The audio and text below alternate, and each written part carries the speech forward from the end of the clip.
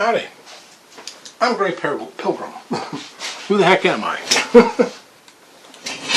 Well, this lovely rifle here that I've been learning a bit about is a Enfield Mark IV number 2 F. And the F means it's made at the, I think it's pronounced Fazacurley Arsenal in Liverpool.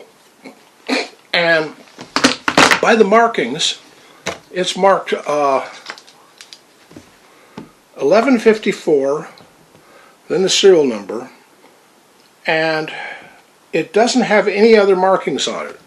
But what's unique is usually these things are rebuilt into 308s because of, NATO standard and all that.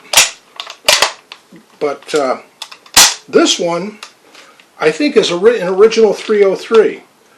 The only problem with it I've found is that the stock here is just a little loose and wobbles a little bit. And I'm not sure how to fix that. I'm sure it can be fixed. I wonder if is there a bolt running through the rear that seats it up. I don't know how it's done. I'll look it up. But anyway, this thing's in absolutely pristine shape, and it's marked 1154, which means that this was made in November of 1954. Now what's interesting is that these were made up until early in the year 1955, which, well, means a couple of things. One, it's about a year or so younger than I am, and that this is the last Enfield that was used by the British Army. It also has a brass butt plate on it, and or maybe it's copper. No, that's brass. And that seems to be the sign that this was used in the Irish Troubles in the 50s in Northern Ireland, from what I've read.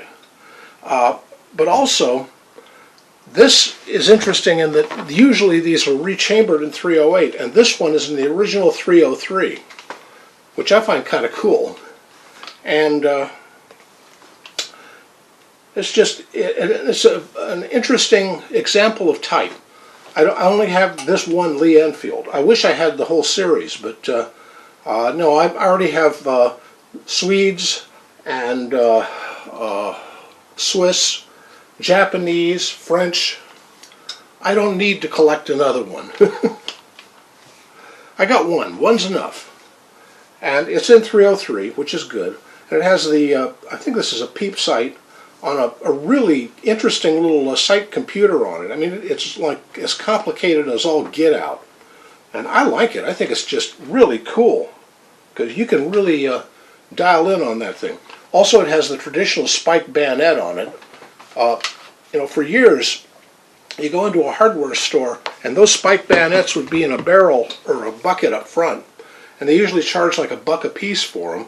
And people bought them to use as tent stakes, because they work great as tent stakes.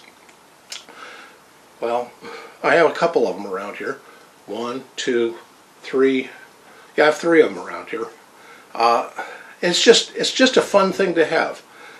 Well, I picked up that Enfield a while back.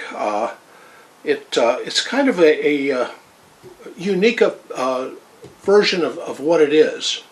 And the guy I bought it from later said, if I'd taken the time to do some research on it, I would have sold it to you for a heck of a lot more. I said, well, I'm sure glad you didn't.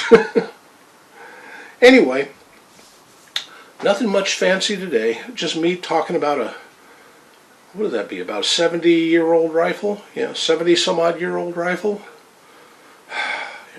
Life goes on. Anyway, happy trails, guys.